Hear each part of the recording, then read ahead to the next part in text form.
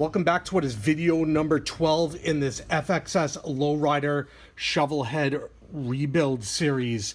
This is actually video number 1 in the transmission assembly. We're no longer doing disassembly. If you haven't watched this series before, a click up here will take you to the first episode. Hit that like button below and subscribe. Helps me out a lot when you do. I've got the old main shaft here. I've got everything back on it together. I've been taking a look at all the parts and pieces. A lot of these gears are going to be reused as I'm going through and inspecting them. But what we want to do is we have a whole bunch of parts that have arrived to finish pressing in what needs to be done in this transmission case. We have our parts that came in from Canada for the main shaft. We're going to be able to put this in, install it, start putting everything back in the transmission. It's going to be a great episode. Let's just get started. So we'll be doing an unboxing as the parts have arrived from Ray. And thank you, Ray, for your work and for handling this most expeditiously.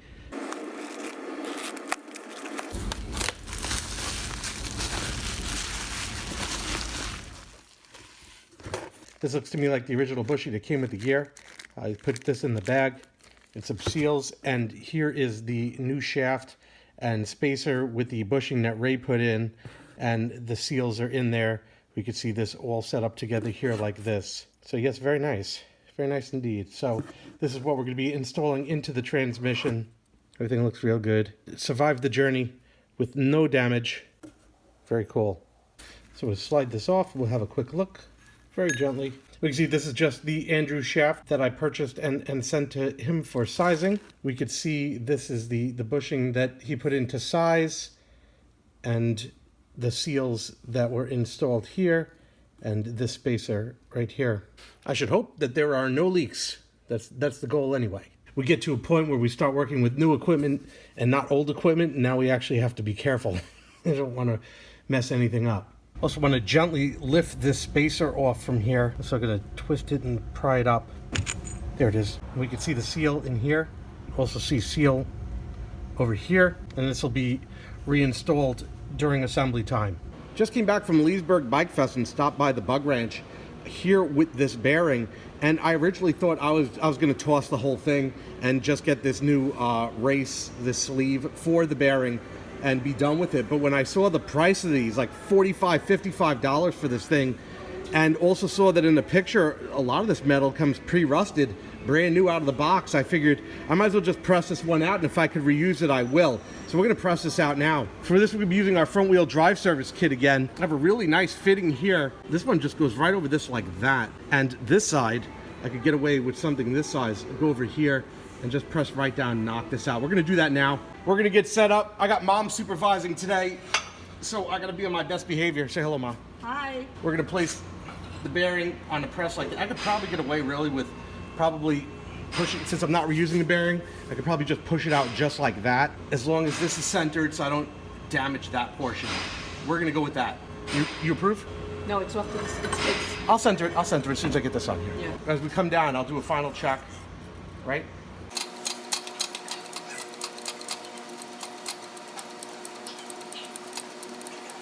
Now, if I were reusing this bearing, I'd put a piece of soft metal in between here. Right. But I'll check one last time, make sure everything's centered. Everything seems good. We're going to pop it out now. You ready? Good, yeah.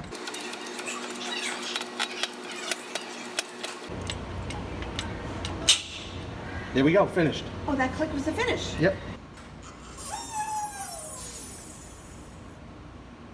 Everything came out clean. I'm going to clean this up, inspect it one last time, make sure this piece will be reusable.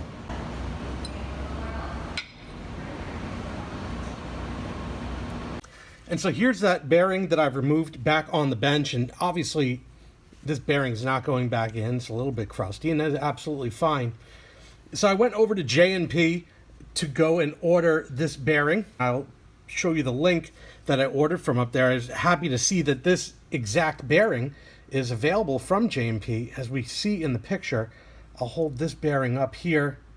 We can look at the picture in the top right corner, and I don't often get annoyed during these projects, but I was particularly annoyed when my bearing arrived in the mail, because this is not what I got. And things really started to go south when I saw the box was labeled by Tucker Rocky. And I got the sinking feeling in my heart. And what I got was this no-name plastic caged bearing, spending all this money on Andrew's parts, top of the line parts, and I'm going to use this no-name bearing made in Pyongyang to stick in the middle of the motorcycle. This absolutely was not going to happen. And I spoke to them on the phone, and the guy was like, yo, yeah, sure, I would use Tucker Rocky parts. I'm not putting this crap in the middle of my transmission. It's just not a thing. So I'm going to tell you what I did, and I'm going to provide the link for you all. This is a SKF bearing. I think they're out of Sweden. This one happens to be made in Italy. There's a quality bearing company, and check this out. I did a little research, and I have the exact bearing, at least in model, size, and style, dimension, that is the original bearing to this bike. We can see right here. Ended up costing about $8 more than this piece of crap. So this is the one that I'm going to be putting in the bike. I'm very disappointed that I would receive a picture on the website and somebody telling me, but that's just sort of like an effigy, a representation. When you show the original part that's exactly this and end up with this in the mail, that's not cool. Not cool at all. I'm done with my rant. I just wanted to point that out. When we get to the shop, the new version of this bearing will be pressed in here. Luckily, they did right by me on the main drive gear bearing. I generally go right by J&P. This situation was a one-off situation. I generally don't have a problem with them. I want to point that out. So this is the other bearing that we have that'll be going in the case, and I do it by the book. I have the tool for that specific bearing, and we can see that the bearing does seat through here, and it does install it to the exact correct depth into the case, and we're going to see how that works later in the shop when we press this bearing in. Put the bearings in the freezer, let them cool down. I'm getting ready to press the bearing in. I've already measured up. A 38 or 40 millimeter socket would be appropriate for this. I think a 40 would be a little bit easier to use, but 38 is still acceptable. Bearing's in the freezer. I'm going to pull it out now, and we're going to press it right in. Freezing cold bearing, not made in China. Ooh, look at that. Fell right in, it was so cold. I didn't even need to press it. See what happens when that warms up. That's particularly strange. And that's seated right in. I expected it to go in super easy. I did not expect it to fall in like that. There's a lot of strangeness to this race. Like, you would have to press it in if you repressed it when it comes to temperature, but once it gets like 3/4 of the way, it moves, it deflects, but it doesn't rotate in here, so it is just on the money. What I want to do is I want to pull it out, which I'm going to do now. I'm just going to do it right on camera. And it gets to the end, and the end doesn't let it come out. I want to dimple this on the inside if I can. If I can't, I'm going to replace this. I'm going to clean it up, going to put some red Loctite on there, and I'm going to put it back in. That should be fine.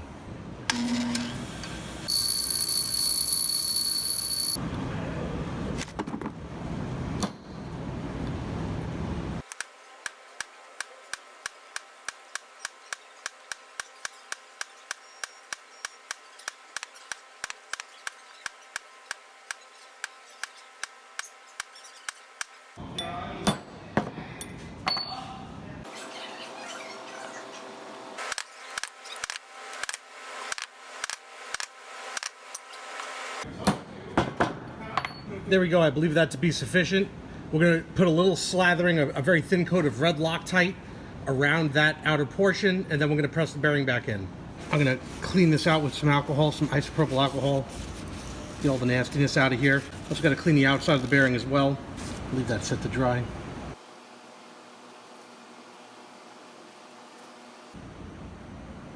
I'm just going to give this a minor slathering by hand. It's important that none gets in the bearing, of course. That would be terrible.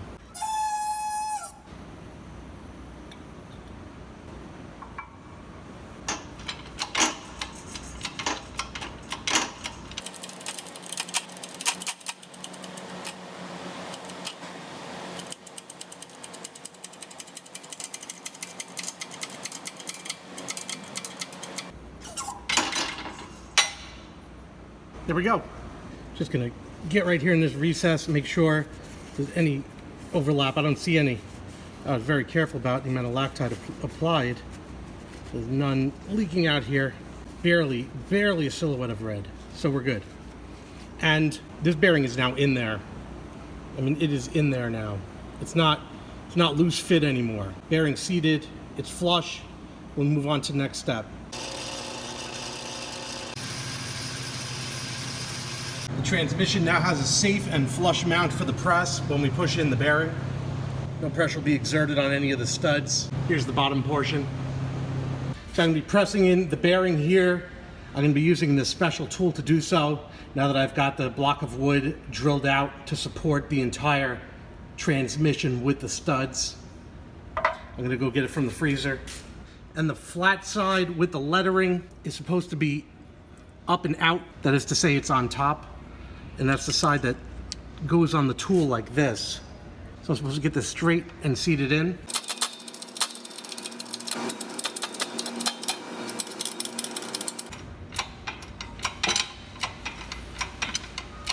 Take a look from under.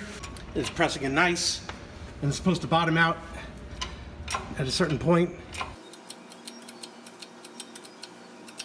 There we go. Let's take a look. We can see that the bearing is just below the surface here. That fractional value right here. We're going to call that a success. I need the bearing to now come back up to temperature, but it's flush, it's even, nice. I've gone through the individual gears on this particular gear on both sides, both faces, by spinning them around, make sure that the hardened surfaces weren't damaged or worn away. Sponsored by Jason. And they were found to be fine. So what I'm going to do is I'm going to clean this up, degrease it. Ice cold Diet Coke. I knew you were hiding the Diet Coke, punk. And I'm going to remove all the metal shavings and whatnot that's inside here because this is still from the old transmission. We're going to clean it up. We're going to install this on the new main shaft. This could be the first piece. This whole gear has been checked and inspected, found to be in good condition. I have degreased it, washed it, and we can see now it's coated lightly in an oil to stop it from rusting. That's all this is. This is ready for a test fit onto the new main shaft. We're just going to do a test fit right now, see if it's something that requires pressing. I've seen some instances it requires pressing, some it doesn't. We'll find out. So you get started on the top of the main shaft. You definitely need to press the main shaft down onto it. So we're going to have to situate the press to accommodate that.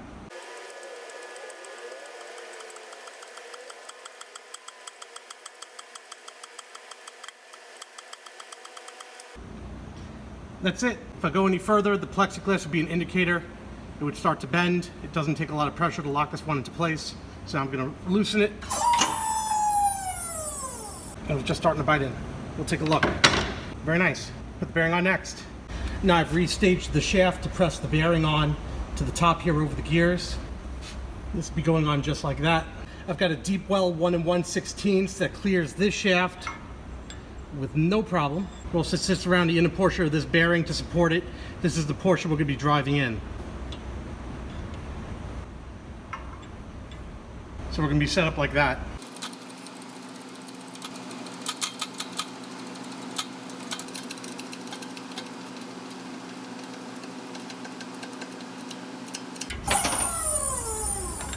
Perfect. Good spin, no binding. With the setup now completed, put on a lock washer. And then the nut. I've cleaned up this nut and the thread work. Everything here is dry, no oil. I'm going to put this nut on dry because it's going to be torqued to specification. Right now I'm just going to finger tighten it, bring it over to the vise.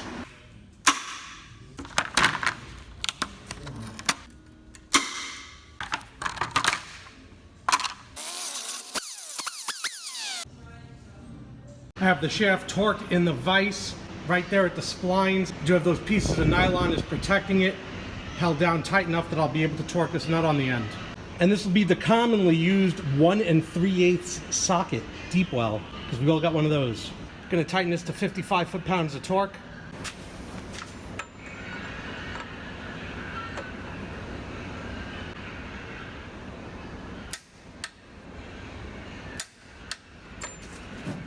Then bend these locking tabs up.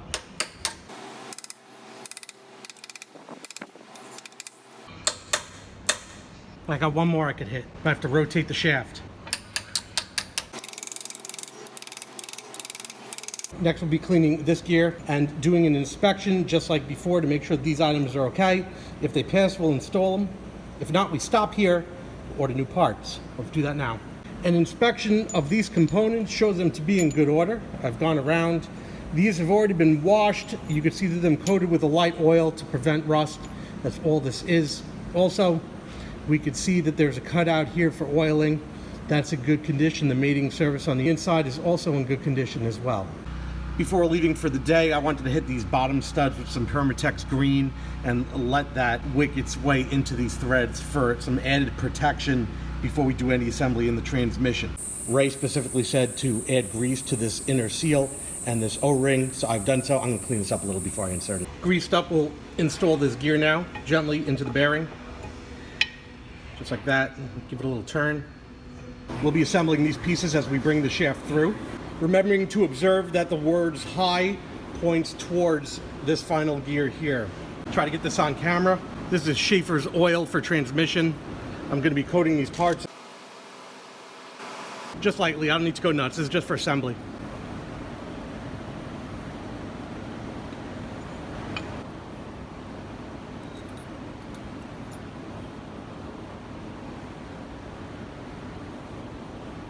High side.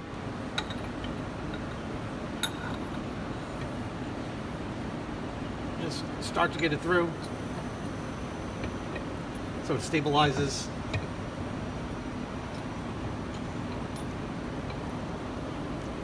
Get that gear fit in over the splines. It gets me a little bit more room. That thrust washer over the spline as well. I only have so much room to work with. There we go. That buys me a little bit more space. And now it's in just that far. Bring the thrust washer up as far as I can go. And what I need to do here is I need to get the snap ring over these splines, because the snap ring is going to have to lock in if I'm going to get this piece pushed back forward. I'm going to need as much room as possible to work here. So I'm going to bring it back. As I bring it back, I start to run out of some room. So I want to get the snap ring started while I have room to work here. I'll zoom in for just a moment to display that as I try and get the snap ring on the shaft where the ring is open, that's where I want to try and get this in an open region just for ease of getting it up onto the shaft. It's just easier that way so it doesn't bite into the metal.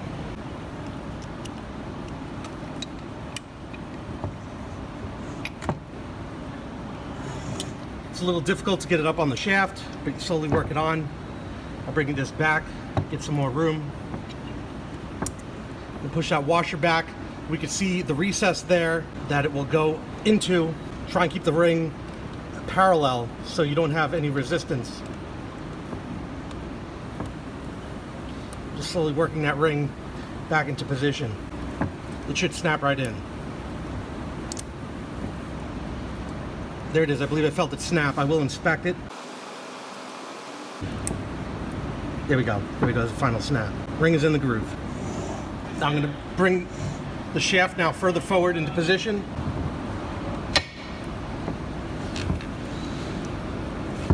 The remainder of the way will have to be pressed in. This race is going to be pushed into the transmission case. I'm going to tape up the end of the shaft right quick for protection before it goes into the press.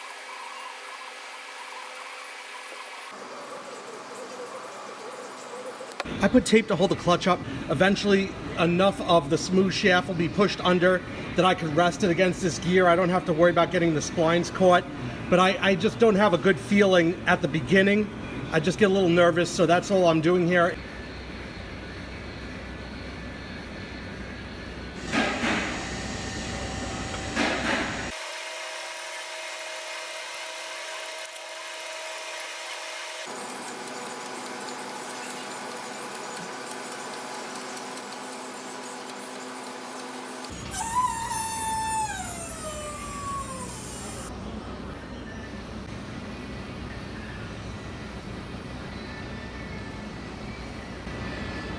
Now I'll remove that tape that I used to hold up the clutch.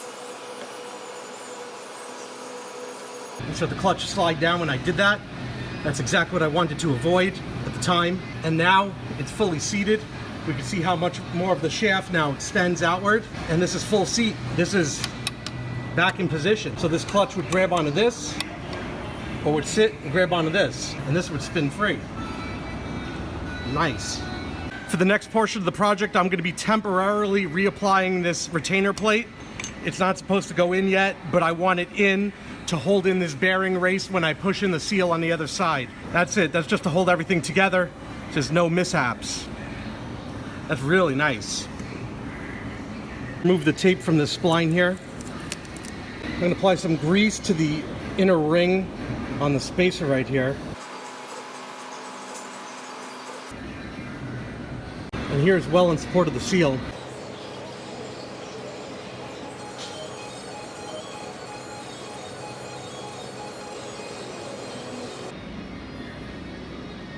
I'm going to put the seal on here. I don't want to deform the seal though. Just want it to, there we go. Nice fit on the spacer like that. This will all go in as one piece over the shaft.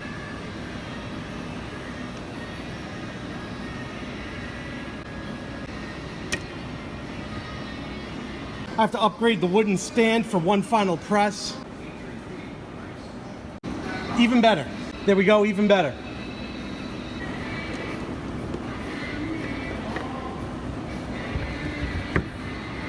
I'm setting up to press this final seal in.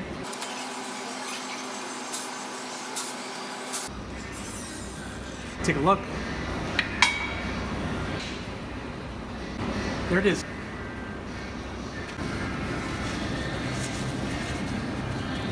We're done.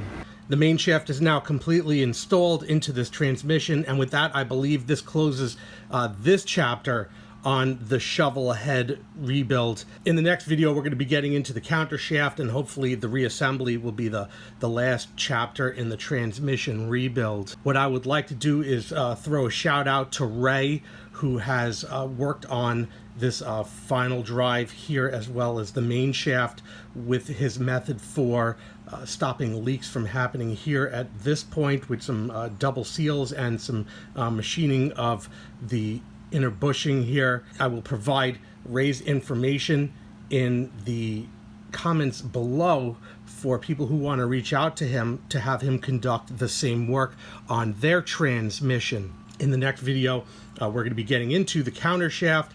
The same thing. We're going to be looking at each part, inspecting it, see if it requires replacement. Each part will be cleaned. Then everything will be reassembled, dropped in the transmission. We'll go through some inspections for end play and what have you, and hopefully at that point close up this transmission and bring this project to an end. Please hit that like button below. It helps me out a lot when you do. Also, hit that subscribe button and the bell. When the next video comes out, I will post the link right here for you to click on.